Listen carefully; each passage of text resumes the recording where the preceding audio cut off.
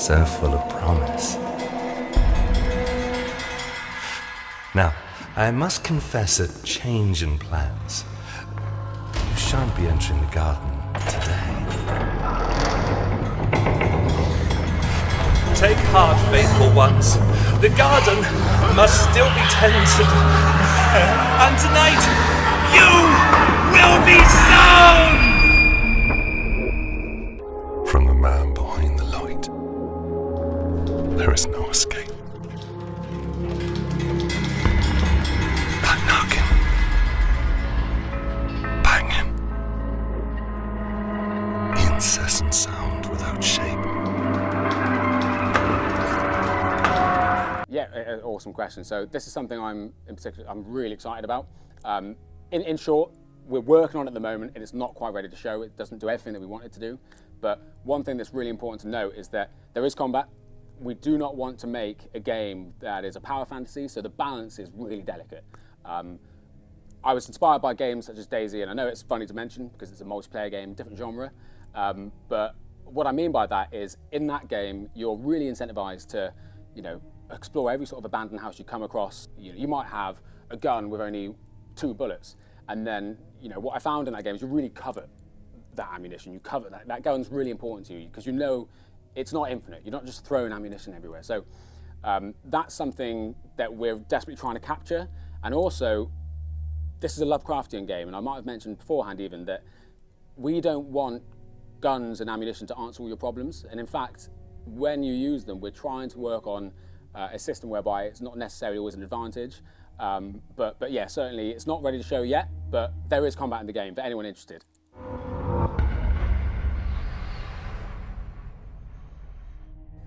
Of course, yeah. So I'll start with the games. Funny enough, Metro Prime Echoes, huge inspiration. Otherwise, the more sort of slightly more genre-aligning inspirations are Silent Hill, Resident Evil Village. Some elements in that game I absolutely loved. The team as well. Of course, Amnesia: Dark Descent. That was the first-person horror game that I fell in love with. Yeah, there's sort of almost too many to count, really. They're the big ones. In terms of literature, it's very much a Lovecraftian experience, so the Lovecraftian literature really high up there. If you want, in the order, I would say The Thing on the Doorstep, then the Dunwich Horror, and finally Shadow over Innsmouth. Otherwise, other than that, the works of August Derleth, and just all sort of cosmological horror is kind of, there's a lot of the works.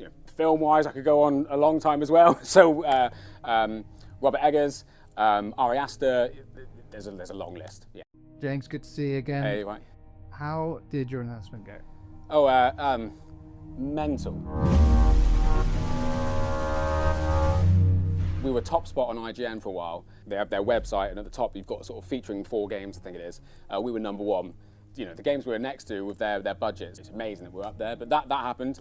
And then, it's a load of articles from people, from reputable companies spun up. Like Bloody Disgusting did an article on us, and I can't remember how many we got. We lost count at, I think, 54. It was a whirlwind, and it was amazing for us to see how excited other people are about the concept. And, turns out lots of people want to be scared in a rural British setting.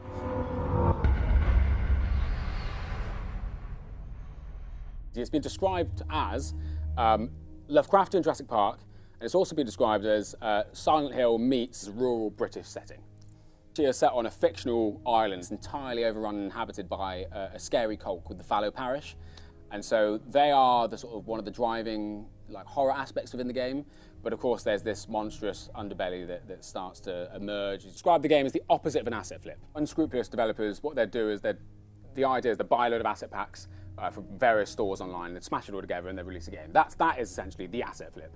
The reason we say we're the opposite is because we really, really care about everything that goes into our title, and we spend far too much time, effort, and money on making sure the authenticity of what we're trying to capture is there. So not only do we source all of our own scan data, every inch of the game has been poured over and handcrafted to hit these sort of really high standards that we set for ourselves. So when we say we're the opposite of an asset flip, that is essentially what we're referring to, the love that goes into everything within the game. And that is something that proof has got to be in the pudding. So we are committed to now starting to show more of the behind the scenes development content. And if anyone's interested, please join our Discord. Unfortunately, I'm in there all the time, but there's far more interesting people than myself. Chanel, our community manager, and ask any questions you have. We're going to start. This is really, the purpose of this is the catalyst of us starting to share more content with the world. And so, yeah, if you can come join our Discord, you'll find out, and ultimately, the audience will decide. It's something I'm very confident about, but yeah, we'll see. But yeah, it's mad. The game's looking crazy. I'm working on other people's games for over 5 years now, sort of since 2019. We're fortunate enough to be a team made up of veterans in the industry. We cannot compete with the likes of those big AAA developers with their hundreds of millions in budget. But what we can do is compete with raw passion and skill in our team. While they're busy talking about season passes and monetization, what we do is we're trying to say, hey, gamers, we're just like you. We love what we do. Would you like to see a game that's created from people who just desperately want to create that game? If so, follow us. That's kind of how I describe internally Vertpaint games to people.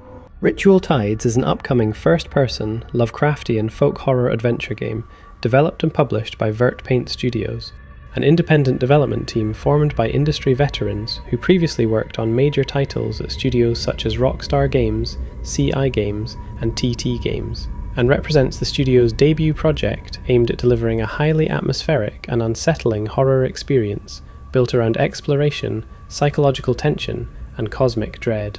The game is currently in development for Windows PC, with plans for console versions on major platforms to follow. And while an exact release date has not been officially finalised, the title has been targeting a release window around the mid-2020s, following several teaser trailers and early gameplay showcases that introduced its haunting world and premise. Ritual Tides places players in the role of an unnamed protagonist who awakens washed ashore on a mysterious island located off the southwestern coast of Britain, where the only clear objective is to uncover the horrifying secrets that lie buried beneath the island's landscape, its abandoned settlements, and the strange rituals practiced by the inhabitants who once lived there. Now you can enjoy the screenshots without any interruption. Enjoy!